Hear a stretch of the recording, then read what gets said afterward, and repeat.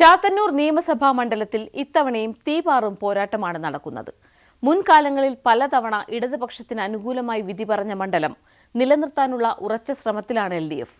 അതേസമയം മണ്ഡലം പിടിച്ചെടുക്കാനുള്ള ശക്തമായ നീക്കവുമായി UDFുമുണ്ട്. തുടർച്ചയായി 2 തവണ 2ാം സ്ഥാനത്തെത്തിയ NDAയും ഇത്തവണ 1ാം സ്ഥാനത്തെ ലക്ഷ്യമാക്കി പ്രചരണം ശക്തമാക്കുകയാണ്. അതിനാൽ 3 മുന്നണികളും മുഴുവൻ ശക്തിയും വിനിയോഗിക്കുന്ന ത്രികോണ പോരാട്ടമായി ചാത്തന്നൂർ മാറുകയാണ്. പരവൂർ നഗരസഭയും 6 പഞ്ചായത്തുകളും അടങ്ങുന്ന ചാത്തന്നൂർ നിയമസഭാ മണ്ഡലം രൂപീകൃതമായതിനു ശേഷം സ്വതന്ത്രനോടൊപ്പം നിന്നു. പിന്നീട് UDFും LDFും മണ്ഡലത്തിൽ ഭരിച്ചു. ശക്തമായ ത്രികോണ മത്സരം നടക്കുന്ന ഈ മണ്ഡലത്തിൽ ആര് ജയിക്കുമെന്ന് നമുക്ക് കാണാം. 2011 മുതൽ GS ജയലാലിലൂടെ CPI മണ്ഡലത്തിൽ അതിശക്തമായ വേരുറപ്പിച്ചു. മണ്ഡലം നിലനിർത്താനായിട്ട് അഡ്വക്കേറ്റ് R രാജേന്ദ്രനാണ് മത്സരരംഗത്തുള്ളത്. CPI സംസ്ഥാന സെക്രട്ടേറിയറ്റ് അംഗം കൂടിയാണ്. അതിശക്തമായ മത്സരമാണ് മണ്ഡലത്തിൽ കാഴ്ചവെക്കുന്നത്. ഇപ്പോൾ നടന്നുകൊണ്ടിരിക്കുന്ന വികസനമുണ്ട്, അത് കുറെ കൂടെ ത്വരിതപ്പെടുത്തുക. ഈ പറയുന്ന മറ്റ് ചില ആവശ്യങ്ങളുണ്ട്. അത് ഇപ്പോൾ സ്പിന്നിംഗ് മില്ലിൻ്റെ പ്രശ്നം തന്നെയുണ്ട്. ആ സ്പിന്നിംഗ് മില്ലിൻ്റെ പ്രശ്നത്തിൽ കേന്ദ്ര ഗവൺമെൻറ്റിൻ്റെ നയങ്ങളാണ് അതിപ്പോൾ അങ്ങനെ കിടക്കാൻ കാരണം. അത് പരിഹരിക്കാനുള്ള വഴി നോക്കും ഒരു ഗവൺമെൻറ്റിന്, സംസ്ഥാന ഗവൺമെൻറ് എന്തെല്ലാം ചെയ്യാൻ കഴിയുമോ അതൊക്കെ ചെയ്യും. പിന്നെ ടൂറിസം മേഖലയിലെ വികസനത്തിനും ചില നിയമപരമായ തടസ്സം, കോടതി ഇടപെട്ട ചില പ്രശ്നങ്ങളാണ് നിലവിലുള്ളത്. അതുപോലെ തന്നെ മെഡിക്കൽ കോളേജിൻ്റെ കാര്യത്തിലും ചില സാങ്കേതിക വിഷയങ്ങൾ അതൊക്കെ പരിഹരിച്ച് മുന്നോട്ടുണ്ട്. വിദ്യാർത്ഥി രാഷ്ട്രീയത്തിലൂടെ പൊതുരംഗത്തെത്തിയ സൂരജ് രവിയാണ് UDF സ്ഥാനാർത്ഥിയായി മത്സരിക്കുന്നത്.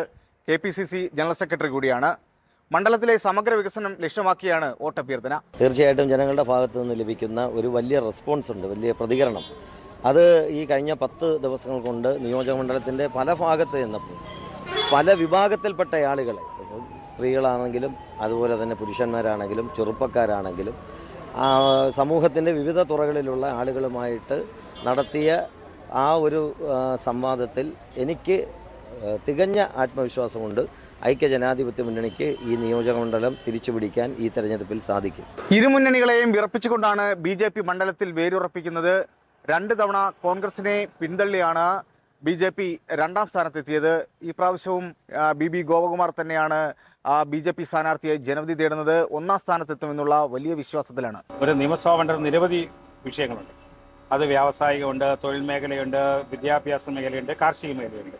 ഈ മേഖലകളെല്ലാം എല്ലാ ഇടപെടലും കേന്ദ്ര സർക്കാരുമായി ബന്ധപ്പെട്ടും ഒരു MLA എന്ന രീതിയിൽ വാങ്ങേണ്ട കാര്യങ്ങളും വാങ്ങിയിട്ടുണ്ട്. തികഞ്ഞ വിജയപ്രതീക്ഷയാണ്. ചാത്തന്നൂർ ഇത്തവണ മാറി ചിന്തിക്കും. NDA BJP സ്ഥാനാർത്ഥി ജയിക്കും.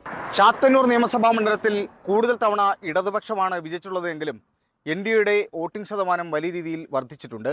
ചില ഘട്ടങ്ങളിൽ UDFും 2ാം സ്ഥാനത്തെത്തിയിട്ടുമുണ്ട്. 2026 തെരഞ്ഞെടുപ്പിൽ ശക്തമായ ത്രികോണ മത്സരങ്ങൾ നടക്കുന്ന മണ്ഡലത്തിൽ ഏറ്റവും പ്രധാനപ്പെട്ടതാണ് ചാത്തന്നൂർ നിയമസഭാ മണ്ഡലം. സുനീഷ്, News 18.